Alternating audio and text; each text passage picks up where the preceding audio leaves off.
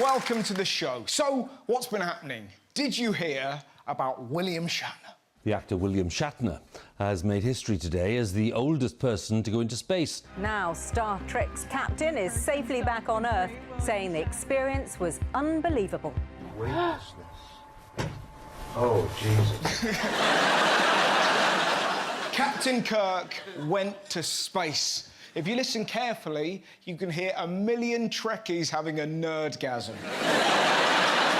Or, to give it its proper name, a Kirk jerk. So, I know what you're thinking.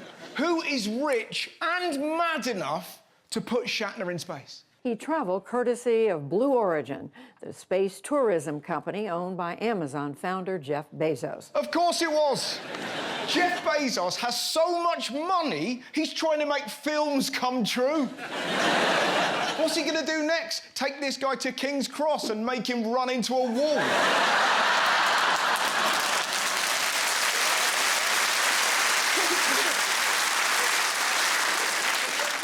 Bezos is such a psycho. It clearly meant the world to Shatner. What you have given me is the most profound experience I can imagine. He's pouring his heart out, and Bezos doesn't give a shit. Look what he did instead of listening to it. The impression I had that I never expected to have is you're shooting up. Oh my God! And this new sky. Come here.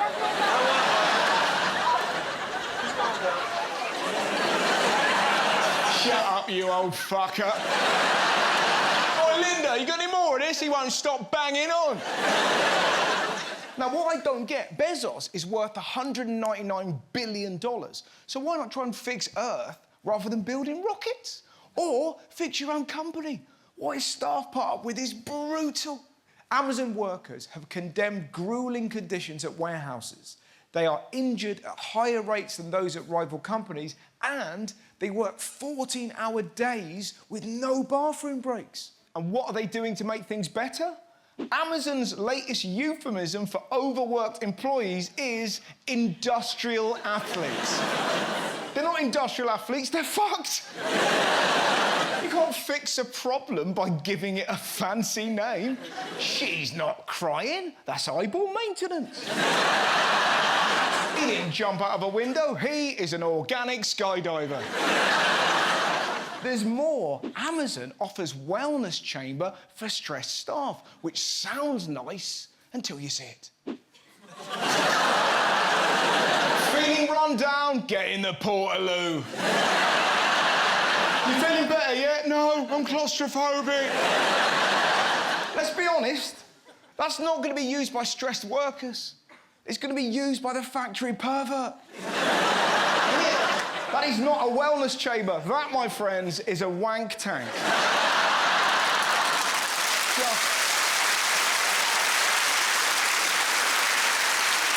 Right? What are they going to call the bloke who has to clean it? The executive cum goblin? It's not just Bezos who's got the wrong priorities. For the last decade, we've been hurtling towards a climate crisis. And what have some scientists been working on? Scientists create a recording of a monkey speaking English. They x-rayed a monkey's throat and worked out if they could talk, then this is how they would sound. Will you marry me?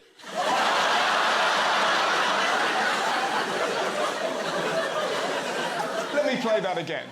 Will you marry me? So many questions. 1, why? 2, why? 3, is the monkey smoking 40 a day? 4, why? And 5, of all the things in the world, why would you make a monkey say this? Will you marry me? No! But I think there's a scientist who would. Why would you dedicate your life to that? Can you imagine how awkward it would be if that team went to a scientific convention? All right, guys, what are you working on? A machine that collects plastic from the ocean. Me? Monkey weddings. Yeah, we're going to have a gerbil as the vicar, we thought. Now, unbelievably, I've managed to get hold of a recording of what the monkey said next. I want a divorce. Please. Seriously, Russ. I'm a monkey. I'm not meant to be in a monogamous relationship. I'm a swinger.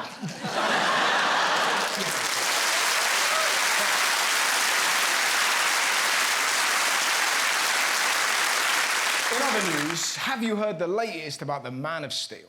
The creators of the new Superman have revealed he is bisexual in the next edition of his adventures. Superman is bisexual. Is it a bird? Is it a plane? No, it's Superman. And he likes birds and planes. It's great news, isn't it? Most people were delighted, but Fox News were livid.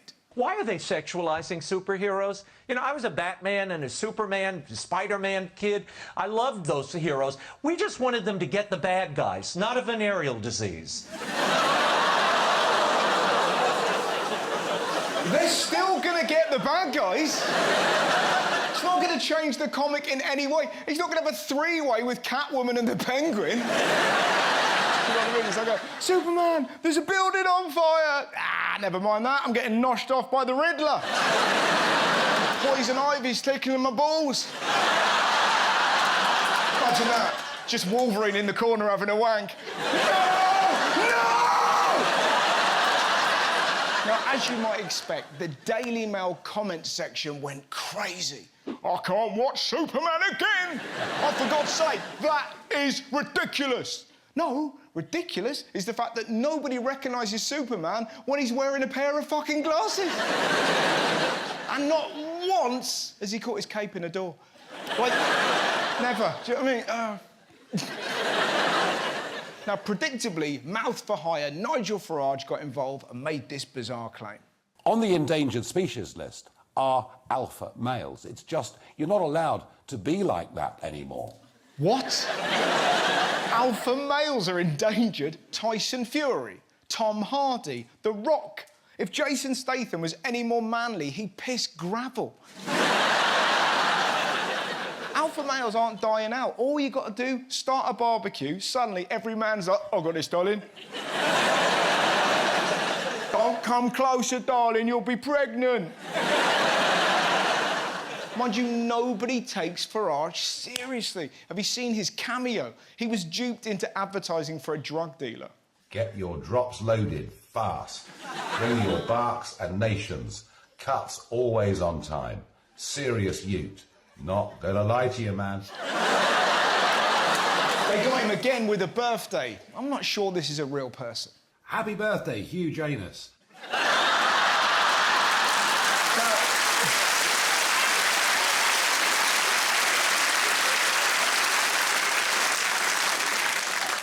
Mind you, it's not the best cameo trolling. That award goes to whoever got Carol Baskin to do this. Hi, Rolf Harris. All your kids wanted to get together and tell you that you have really touched them and that they love all that you have done for them. I hear there's a lot of great stories about you and your best friend, Jimmy Savile. The point I'm making, people aren't worried about Superman. This week, they were more interested in this. A ticket holder could be on the verge of the biggest lottery win in history if they scoop tonight's Euro Millions draw. There's an estimated jackpot, wait for it, of £184 million. But how much money is that? If only the BBC would describe it in a way I could understand. If you were to win the jackpot, you could buy 1,414,376,000 Satsumas. And if you did that, your family would all kill themselves. I've won the lottery! Who wants some fruit? Grandad? What have you done, mate? So what would people do with all that money? Invest into Bitcoin and all that kind of mess. Fair to say this lady won't be working for the tourism board. What would you do if you won £184 million? Get out of Croydon.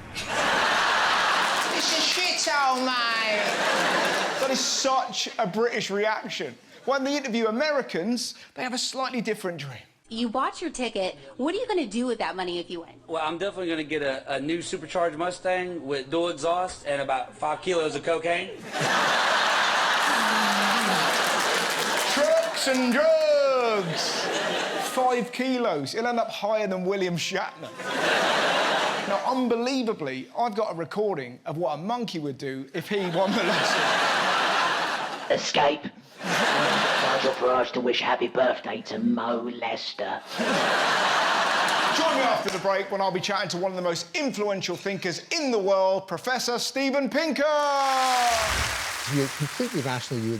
You would say, I'm after the best-looking, smartest, richest person who will settle for me. That's kind of not what you say.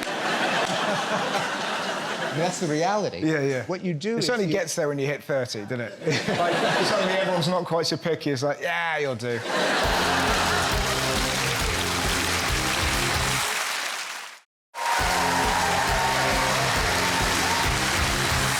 Welcome back to the show. Now, my first guest tonight is widely regarded as one of the world's greatest minds. Steven Pinker is a psychologist, linguist, and one of the most revered science writers in the world. What I basically try to do is understand human nature. In 2004, he was named as one of Time's 100 most influential people in the world and has twice been a finalist for the Pulitzer Prize. Since 1984, he's written over a dozen books and returns with his new work, Rationality. Ladies and gentlemen, please welcome Steven Pinker!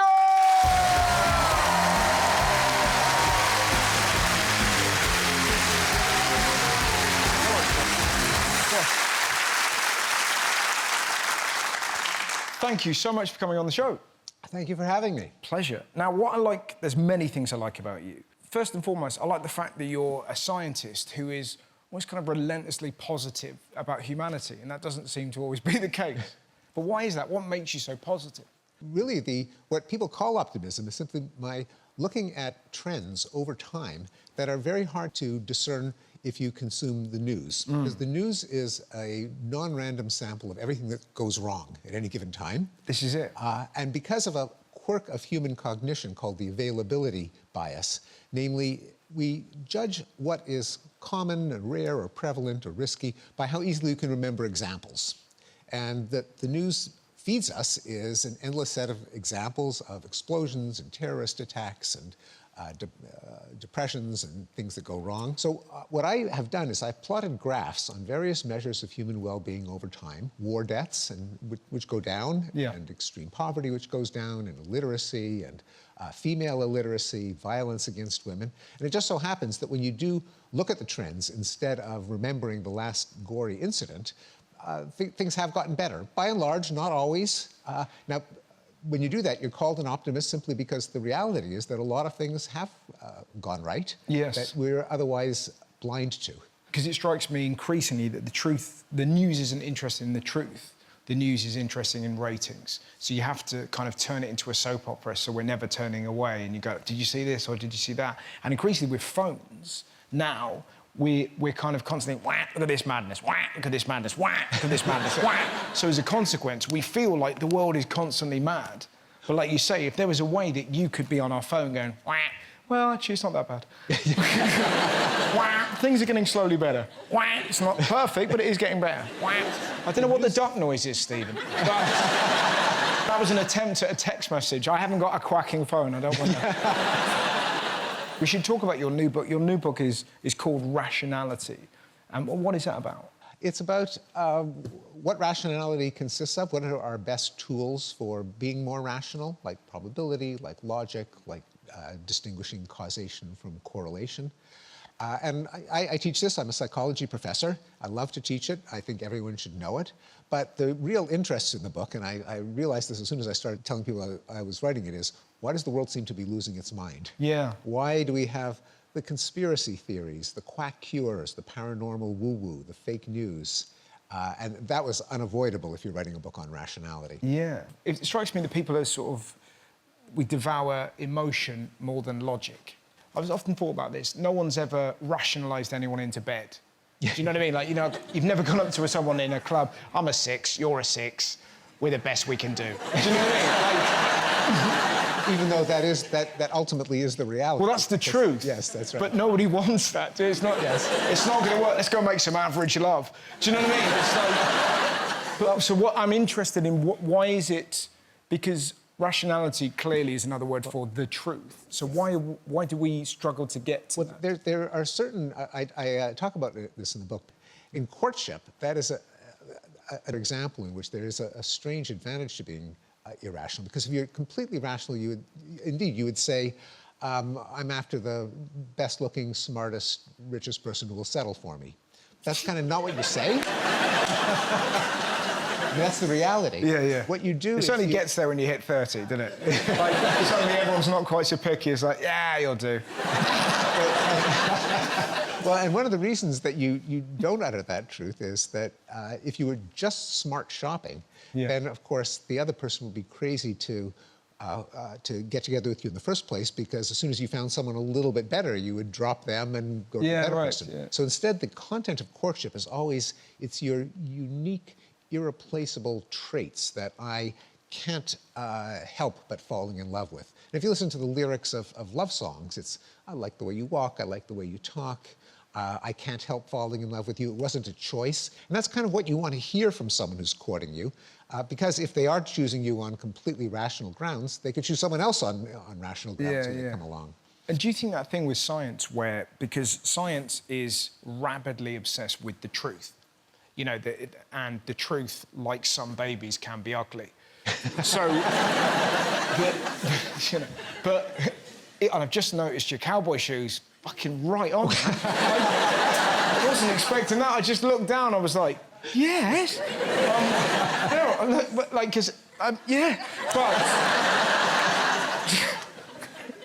I get the impression there's one part of you you're allowed to dress, and then the rest.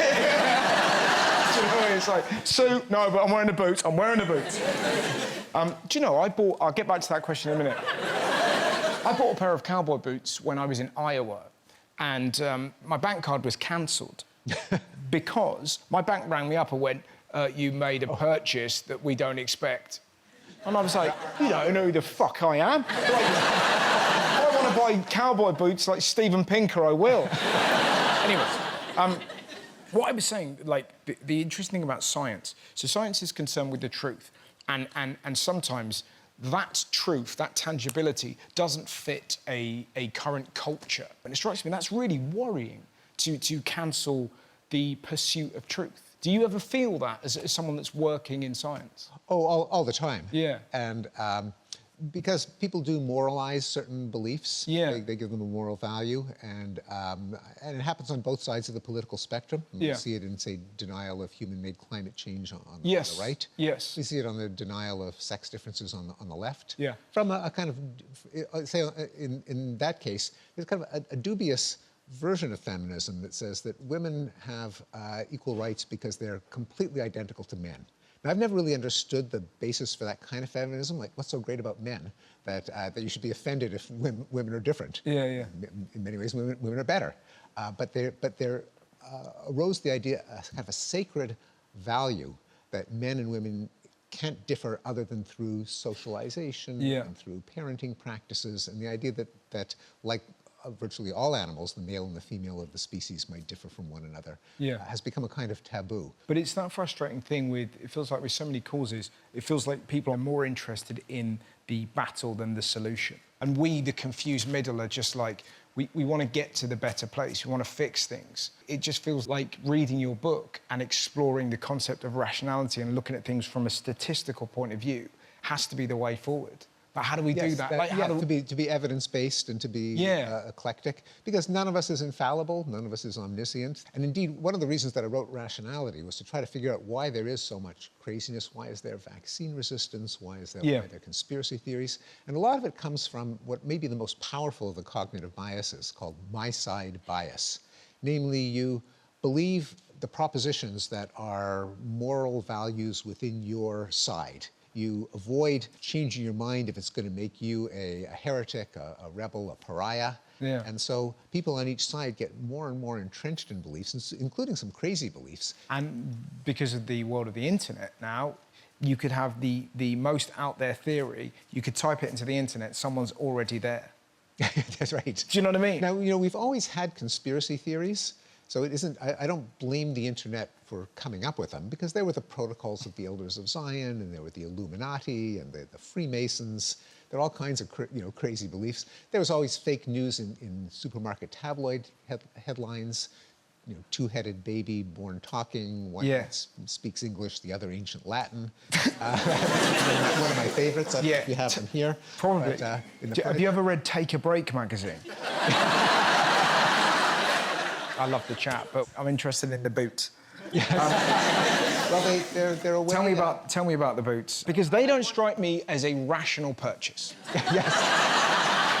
Do you know what I mean? Like, but then it's irrational of me to think that you, as a scholarly professor, should wear brogues. Well, they're a way for men to wear high heels. Yeah, I love them. They give you an extra inch. Yeah. They lengthen your legs. You walk faster. But they're so great. Do they go all the way up the leg? Oh, of course yes, absolutely. Oh, you absolutely. So interesting. I could talk to you for hours. Ladies and gentlemen, please get up to the wonderful Steven Pinker!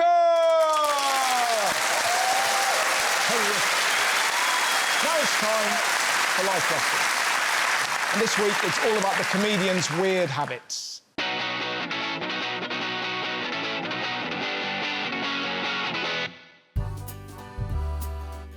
My weirdest habits. If a food generally is wrapped in paper, I will also eat the paper. In fact, with muffins, I would leave a bit of muffin in the case at the end. I'd like munch it down. I don't like the end bits which are dry, but like the squishy bit that's had the cake on it, great. Chalk ices would always get the paper on them anyway, so you eat them. But yeah, generally if there's a paper around a food, I want to be eating that as well, bit of roughage. My weirdest habit is my refusal to recycle. Like whenever I get like any form of plastic, I put it in the food waste bin. Everything goes in the food waste bin. I put batteries in the food waste bin, but I don't care. That's my habit and I'm living with it. My weirdest habit is... Oh. Sorry, I just thought something so weird. Get the real essence of the taste of the thing with it. It'll soak it up, so you just get another little free one of those. No, can't deal with it. Really? Awful. You never had a bit of paper from something and thought, hello? By accident. My weirdest habit is doing ketamine in Asda. No, not really. My weirdest habit, it is in Asda, but it's masturbating. And the tag comes off next week. If people like stare at me too long in public, I go, hey! Like a nutter. My weirdest habit on display. You leave that bottom bit in the paper, and then that's all like, oh, chocolate and ice cream, and you just pop it in with a paper. The paper is brilliant. It's like an edible plate. I'm out on this. I can't. I feel ill. My weirdest habit is when I'm online dating, I identify as a 35-year-old, 6'2" blonde man who surfs, when in actual fact, I'm a middle-aged Indian man who can't swim. Probably pulling my hair out. That sounds really dramatic. But I sort of twiddle my hair a lot as well. So the amount of times that I'm sitting with people who think that I'm flirting with them. Oh, really? Yeah, when I'm like, no, this is psychological pain. It's a form of self-harm. This is what I'm doing, like, oh, I was a fat teenager. So was I. A fat adult. What should I be pulling out? Stop eating paper, maybe that'll do it.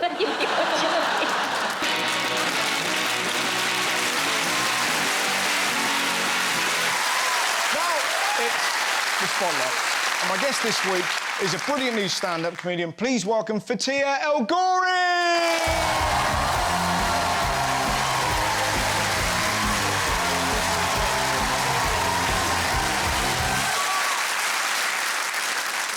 My name is Fatiha, and I'm from Hackney, and I'm also Moroccan. Anyone been Morocco? Yes. Anyone been Ladbroke Grove?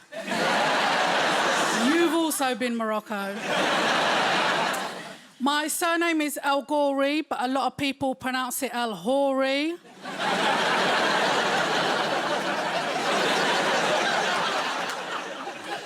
I've got a massive family, guys. I've got 13 siblings. I know, my mum forgets our names. She's like, number 5, come here. Number 7, take number 11 to school.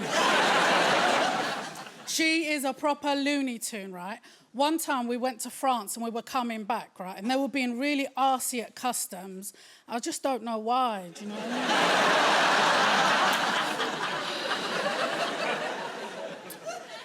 So they called an officer over, right? And their office is over there. They have guns, right? So this gun wanker, right, starts cocking it, right? And my mum turns around to me in Arabic and she's like, Fatiha, tell him, we are Muslim, we are not scared of death.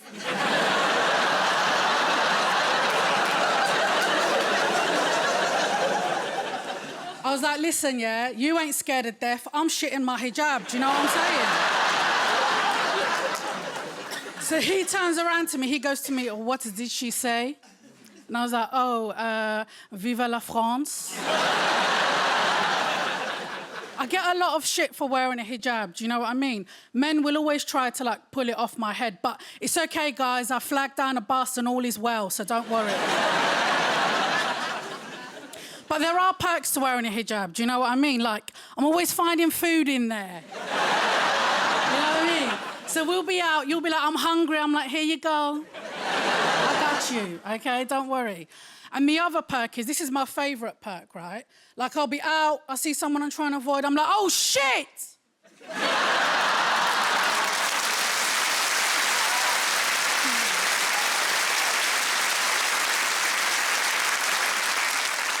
So, guys, as a stand-up comedian, when you're doing a gig, you've always got to time yourself, do you know what I mean? You don't want to run over because they'll be calling you bitch in the back, do you know what I'm saying? Right? So this week, I was doing a gig and I couldn't find my watch, right? So I had to take my alarm clock, okay?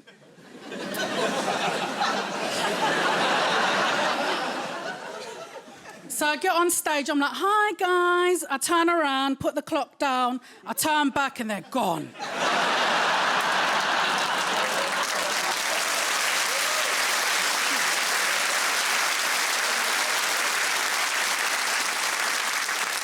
So, do we have any single people in the audience? I'm single and ready to halal mingle. Do you know what I'm saying? Yeah. Muslims have got dating apps, right? So, you've got Tinder, we got Minder. You've got Match.com, we got Muzmatch. Okay? Different platforms, same shit! Innit? I got a message from this guy, his name's Bilal Big Bollocks. He goes to me, I'm looking for a woman that's good in the kitchen and good in the bedroom. I said to him, oh, honey, I'm a beast in the bedroom. I can sleep 12 hours straight. I got another message from this guy. His name was the Persian Insurgent.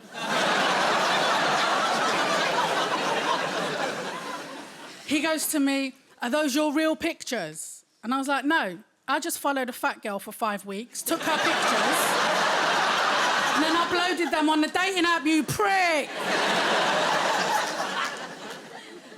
So, did anybody watch Love Island? I know, I'm obsessed with it, right? I watch it on the way, like, to and from gigs. I'm obsessed with it. And in the last series, there was a couple called Chloe and Toby, and he was a proper prick, innit? He coupled up with her, then he dumped her, then he coupled up with 2 other girls, dumped them, and then he wanted her back. I was like, proper dickhead, innit? So when he was asking her back, she was like, listen, yeah, I'm too good for you. I'm beauty and I'm brains. I'm 10 out of 10. I deserve better. I am a weapon. Innit? And I was like, oh my God, I'm a 10 out of 10. I deserve better than Bilal Big Bollocks. I'm beauty and I'm brains. And I'm a weapon. I am a weapon. I am a weapon!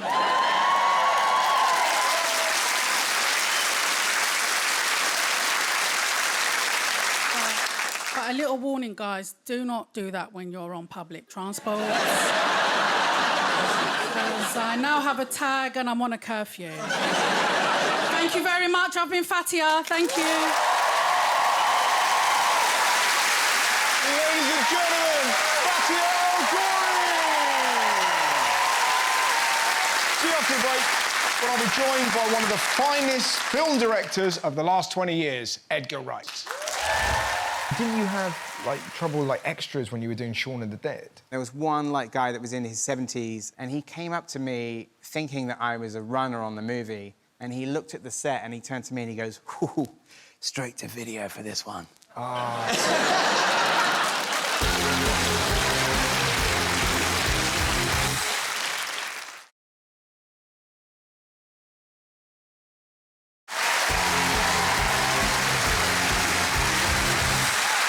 Welcome back to the show. My final guest tonight is one of Britain's greatest filmmakers.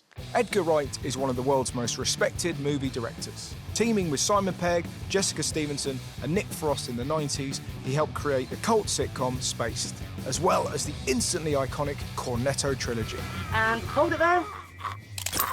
Just get it off me! He's since moved to Hollywood, where he's collaborated with the likes of Steven Spielberg and Quentin Tarantino, and directed hit films such as Scott Pilgrim vs. the World and Baby Driver. And now he brings us his new psychological horror, Last Night in Soho. I know what you did. I've done a lot of things. You're gonna have to be more specific, love.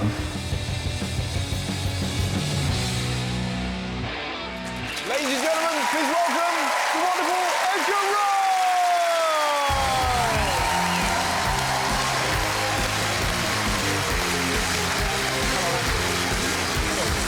Hey. Hello, mate. It's so nice to have you on the show. Thanks for having us. Pleasure.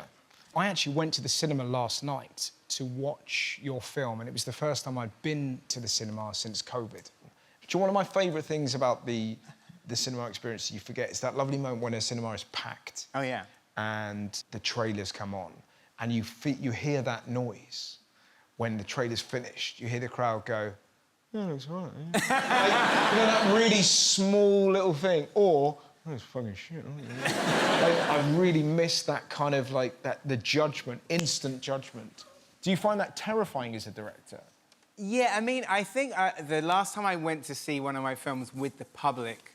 What is that like? Well, I think Shaun of the Dead was the last time I did it, and I went 3 times in one weekend. And the first time was with Simon Pegg. We went on a Friday night to Camden. And by Sunday, I'd gone to see it in the afternoon with my brother at Ealing Broadway. And my brother was laughing so much, I said, "I'm going to sit somewhere else."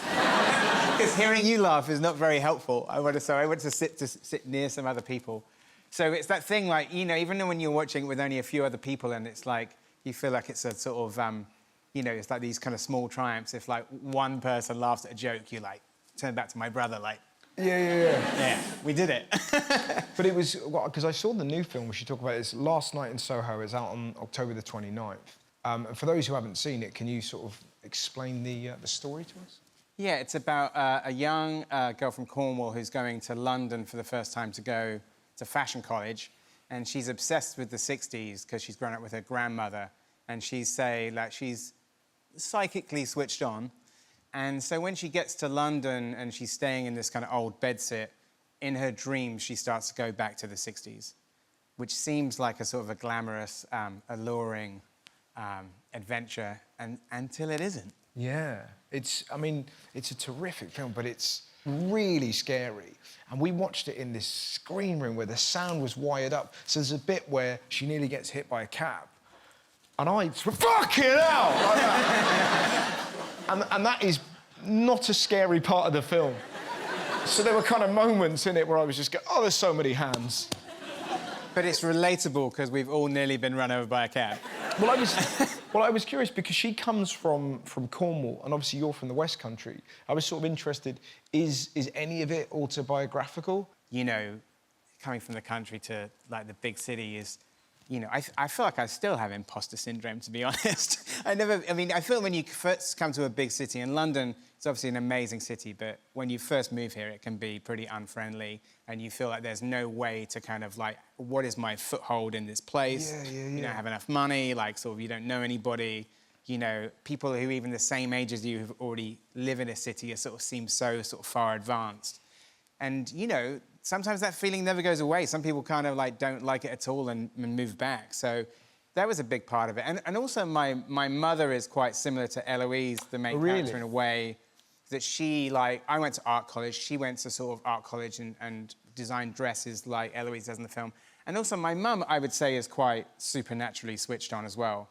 Like, not to make her sound like a crazy person, because I believe her, but like she's the kind of person who has seen 2 separate ghosts in our family house. What were the ghosts? Did she ever sort of elaborate? It's probably too bleak to go into on a funny show. One of them was like she saw a hanged man in the living room. Jesus.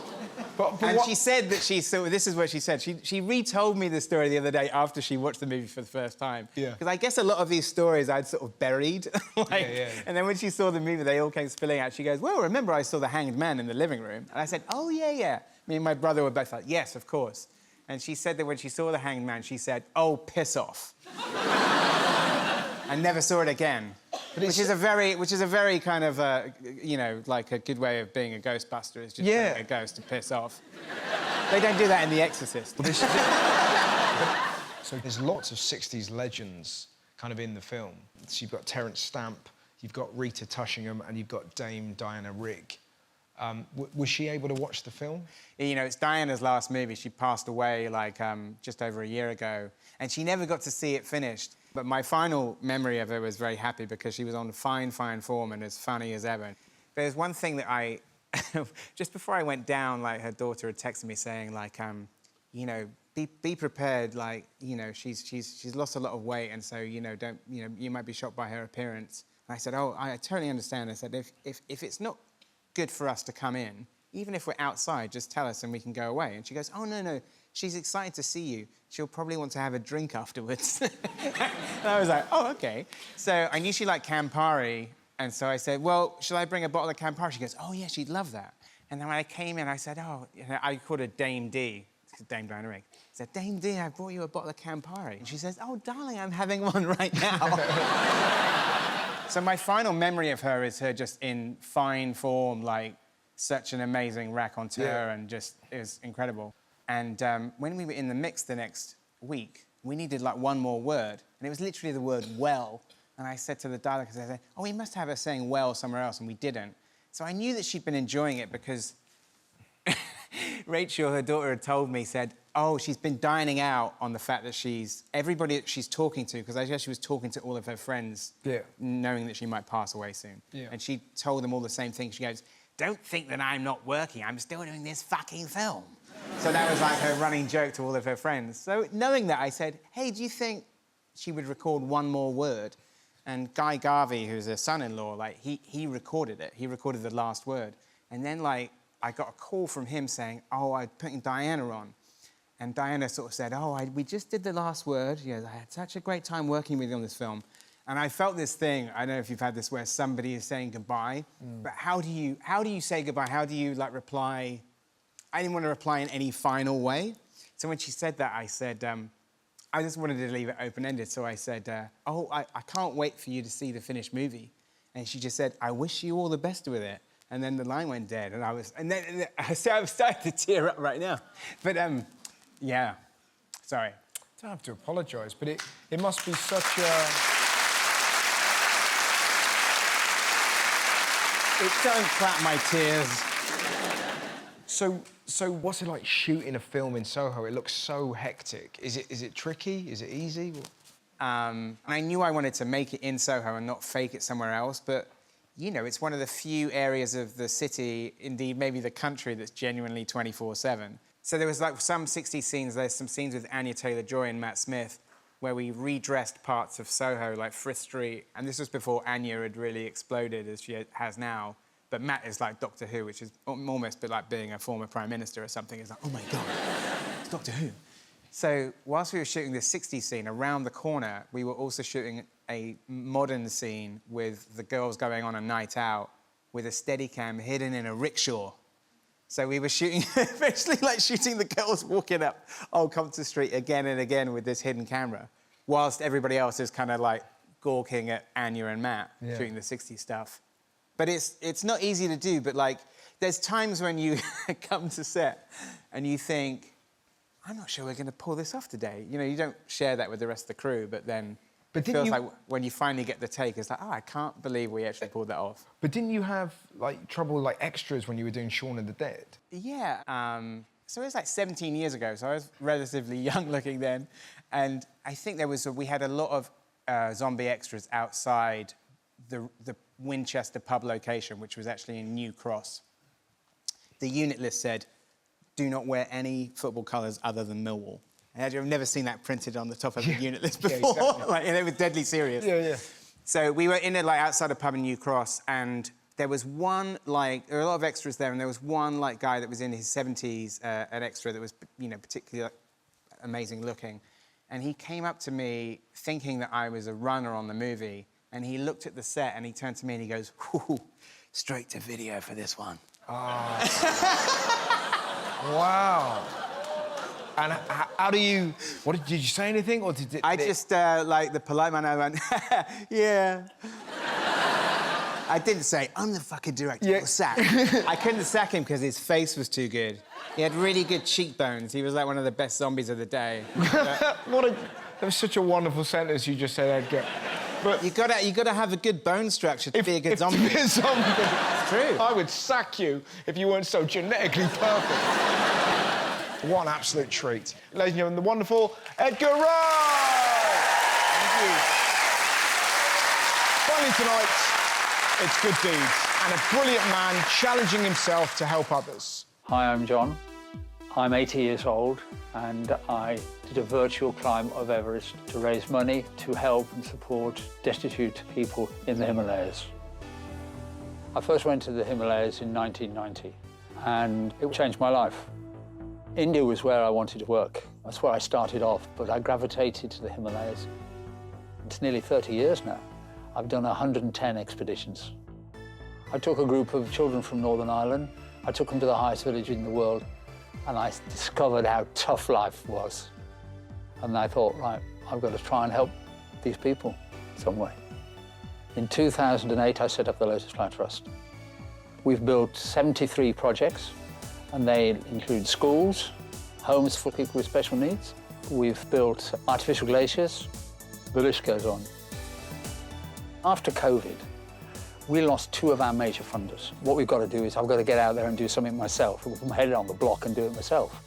So I thought, well, I'll climb Everest. I've been gently trying to persuade John to get involved with crowdfunding for quite a few years. He said, look, I can do this. I've always wanted to climb Everest. Let's do it. Let's go for it. I was a bit worried because of his health problems. Having beaten the prostate cancer in 2020, I got COVID, and 4 weeks later, I had a heart attack. As soon as I got the all clear, I decided that we would do the Everest Challenge. Because I can't go to India at the moment, I thought I'd do it on my climbing machine. How far along are you now?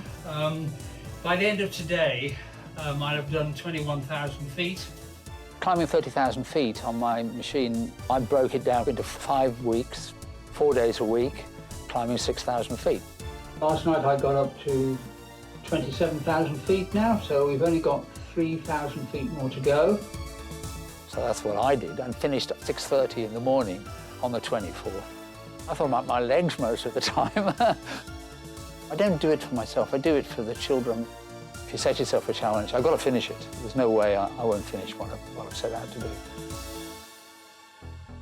This is just giving page. We've raised £30,000 so far. We're hoping for 100,000. I'll keep going until I drop down, dead, I expect. There's no way I'm not going to keep helping my communities. And I just urge everybody to get involved with as much as they can.